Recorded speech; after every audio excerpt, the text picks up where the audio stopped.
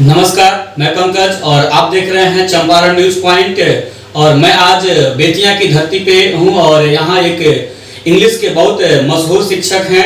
आइए हम उनसे जानते हैं कि वे इस साल जो बच्चे जो एग्ज़ाम देने वाले हैं, जो फरवरी में मतलब 1 महीना मात्र बचा हुआ है, 2 महीना, और वे जो है बच्चे जो है एग्ज़ाम की तैयारी कैसे करें, आइए उस सर से हम जानते हैं। तो नमस्कार सर। नमस्कार, आप चंपारण न्यूज़ को सभी साथियों को नमस्कार, इलेक्ट्रॉनिक मीडिया को नमस्कार। पंकज जी आपको भी। सबसे पहले आपका परिचय जानना चाहता हूँ। जी, मैं आलम सर, फ्रैंक इंग्लिश क्लासेस, और मेरी एक संस्था स्पोकन इंग्लिश चलती है जिसके डायरेक्टर एस निशा है मैं, और मेरा एक लाइब्रेरी अभी हाल ही में ओपनिंग हुआ है इस नवंबर में। उसमें भी बच्चे हमारे एडमिशन ले रहे हैं, जो मेडिकल इंजीनियरिंग के लिए, चाहे जो कॉम्पिटिटिव बच्चे हैं जो तैयारी कर रहे हैं, उनको बुक भी प्रोवाइड की जा रही है। साथ साथ बहुत कम खर्चों में बच्चे का सब कुछ यहाँ उनको लॉकर से लेकर आरओ का पानी सब कुछ दिया जा रहा है। रात में उनको सोने के लिए बेड का भी प्रोवाइड किया जा रहा है। और मेरी संस्थान जो है ये, मैं विगत आपको 12 साल हो गया मुझे यहाँ बेतिया में। मतलब आप बेतिया में विगत 12 साल से इस क्षेत्र में है? इस क्षेत्र में है। और इंटर और स्पोकन पहले मेरी संस्था चलती थी।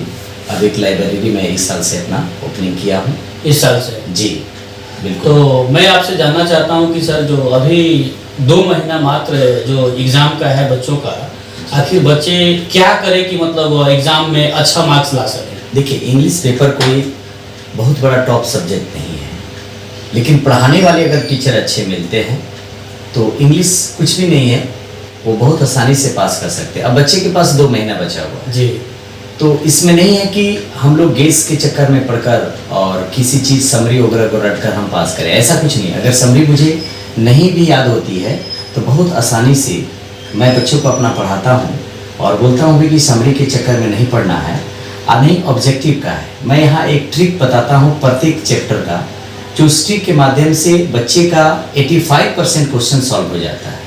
बाकी वो जो डीपली अपनी पढ़ाई किए हैं उनके बेस पर होता है, लेकिन जो बच्चे पढ़े होते हैं उनकी सबसे ज़्यादा होती है। अब कुछ ऐसे बच्चे होते हैं जैसे आर्ट्स के स्टूडेंट हैं, उनको बहुत टॉप लगता है इंग्लिश पेपर, इसलिए कि वो आते हैं सेकेंड ईयर में डायरेक्ट आते हैं। कुछ बच्चे तो डायरेक्ट क्रैश कोर्स में आते हैं। तो मैं वैसे बच्चों को मैं कहना चाहता हूँ कि अभी मैंने 2 दिन पहले से मैंने शुरू किया है एक क्रैश कोर्स, जिसमें आर्ट साइंस के कॉमर्स के बच्चे आ रहे हैं और उनको बहुत कम पैसों में मैं पढ़ा रहा हूँ। बिल्कुल 200 रुपये के अंदर मैं डाल दिया हूँ कि बच्चे 200 रुपये में अपना कोर्स पूरा कर सकते हैं। और उनको नोट्स भी की ज़्यादा ज़रूरत नहीं है, लेकिन उनको जो मेरी क्लासेस होगी उस क्लास को अगर वो करते हैं तो उनके लिए ये एग्ज़ाम के लिए उनका सबसे बड़ा होगा। एक और सवाल, जो आपके अगर इंस्टीट्यूट से अगर बाहर के जो बच्चे हैं, अगर उनको अगर अंग्रेजी में अगर मतलब बेशक अगर तैयारी करनी है तो मतलब वह क्या करेंगे?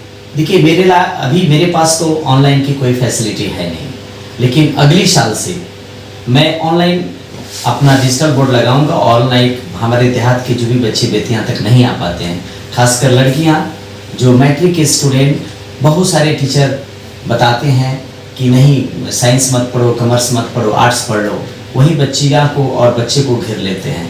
उसका आगे भविष्य नहीं है।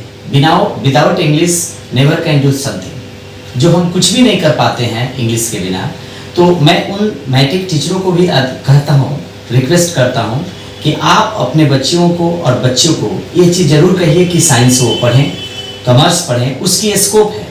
आर्ट्स का जो स्कोप है वो रीड आउट है, उसको पढ़ के पास कर जाना है, उसमें थोड़ी सी दिमाग नहीं लगाना है। लेकिन मैथ जब उसका छूट जाए, कॉमर्स का विषय छूट जाता है, तो उसमें बच्चे का जब सिर्फ रटेगा तो आज रटेगा कल भुला जाएगा। लेकिन साइंस और कॉमर्स के बच्चे आजकल देख रहे हैं कि पूरे मतलब हर जगह उनका प्रचंड लहरा रहा है, कुछ अच्छा कर रहे हैं। अब रहता है कि वो बच्चे जो हमारे पास नहीं आ पाते हैं गाँव से, तो इसके लिए मतलब आप क्या गाइड करेंगे? मतलब वो घर बैठे कैसे एग्जाम की तैयारी कर सकते हैं? हाँ बिल्कुल, मैं उनके बारे में बता देना चाहता हूँ कि वो जो बच्चे अगर मानते हैं उनकी एग्जाम सेंटर किसी न किसी टाउन में तो पड़ेगा, अगर 2 महीने के लिए मेरे पास आ जाते हैं, क्योंकि ऑनलाइन फैसिलिटी मेरे पास अवेलेबल नहीं है और वो प्रैक्टिस सेट सिर्फ बनाने से नहीं होगा, क्लास जो बोर्ड वर्क होता है, जो टीचर बोर्ड पे पढ़ाता है, ठीक है, वो ज्यादा उस बच्चों के लिए कार्यरत होता है। अब मैं सिर्फ नोट्स दे दूं तो नोट्स में जो गेस हम करते हैं वो आ जाएगा, ग्रामर का कोई गेस नहीं होता है। ये सभी अफवाह चीजें हैं कि ग्रामर की गेस लड़ती है, ऐसा कुछ नहीं है। जो भी होगी, लिटरेचर का पेपर जो होता है, जो बुक हम लोग करते हैं, उसकी पेपर कुछ सीमित होता है टॉपिक। जिस टॉपिक को मानते हैं 2-4 टॉपिक इस साल पूछ दिया है तो वो नहीं पूछेगा, उसमें गेस किया जाएगा तो निश्चित रूप से वो आता है। लेकिन ग्रामर को बच्चों को गेस नहीं होता है। अगर जो टीचर इसमें कहते हैं कि नहीं मेरा ग्रामर का गेस लड़ता है, ये बिल्कुल अफवाह बातें हैं। अगर ऐसा साबित है तो कोई टीचर प्रूफ करके हमको दिखा सकता है। बच्चों को ये दिग्भ्रमित करते हैं, ऐसा नहीं है। तो वैसे बच्चे 2 महीना अब एग्जाम बचा हुआ है, तो वैसे बच्चों को अब जगना पड़ेगा और बेतिया में वो आए और मेरे पास आए। अगर उनके पास पैसा नहीं है तो मैं फ्री ऑफ कॉस्ट में उनको मैं पढ़ाकर और पास कराऊंगा। और यदि जो बेतिया में नहीं आ सकते हैं उसके लिए वह घर से कैसे एग्जाम की तैयारी कर सकते हैं? अब देखिए, उनके लिए जो है फिर उनको गेस वोस दिया जाएगा, जो बुक तक सीमित हो जाएंगे और बुक का जो टॉपिक आएगा वो उनको वो लिख सकते हैं। अब रहा ग्रामर की, चूंकि 50% का रेशियो होता है ऑब्जेक्टिव फाइनली ऑब्जेक्टिव जो होते हैं वो ग्रामर की चाहे बुक की जो हम बात बता रहे हैं वो ऑब्जेक्टिव है। तो वो बच्चे ऑब्जेक्टिव कैसे बनेगा जब तक उसके बारे में हम उस टॉपिक को डिटेल्स नहीं पढ़ेंगे। तो ऑप्शन वाली हमारी बात होती है, वही उपाय हो जाता है कि वो चना गोटी वाली बात, लॉटरी फंसाने वाली बात, अगर आ गया तो सही है, नहीं आया तो नहीं आया। तो जब तक कंसेप्ट बच्चों को नहीं होगा, ऑब्जेक्टिव देखिए आसान नहीं होता है, जब तक उस बच्चे को उस टॉपिक का डिटेल्स उसको मालूम नहीं है तब वो कोई भी टॉपिक अगर अंदाज वह अपना अगर ये ऑप्शन ABC चूज करता है तो वह अक्सर गलतियां हो जाती है, ठीक है। अब उसका थोड़ा सा लक भी साथ देता है कि उस बच्चों को भी नहीं पढ़ा, उसका रिजल्ट अच्छा आ गया तो उसका लक है। लेकिन मैं कहता हूं जो लेबर करने वाले जो बच्चे होते हैं उनकी कामयाबी कभी असफल नहीं होती है, वो हमेशा सफलता के पथ पर जाते हैं। तो वैसे बच्चे आए, है ना, और गेस चाहिए तो वैसे बच्चों को मैं गेस दे दूंगा। जो बुक से रिलेटेड वो चीज़ को अपना प्रैक्टिस सीट मैं दे सकता हूँ अपने माध्यम से, मेरे व्हाट्सएप पर वो कॉलिंग करेंगे या हमसे जो मांगना चाहते हैं प्रत्येक ग्रामर की और बुक का मैं आपका प्रैक्टिस दे दूंगा, उनसे उनकी मतलब रिजल्ट आ जाए, अच्छी रिजल्ट। और गरीब छात्र छात्राओं के लिए भी कुछ सुविधा है? मैं अभी आपसे मैंने बताया कि जो बच्चे गरीब हैं, जो पेपेबल नहीं है, जो पैसा नहीं दे सकते, उनको बस पढ़ना है तो मेरे पास आए तो मैं उनको फ्री ऑफ कॉस्ट में पढ़ाऊंगा। मैं वैसे बच्चों को फ्री ऑफ कॉस्ट में पढ़ा दूंगा, लेकिन गरीब की तरह होना चाहिए।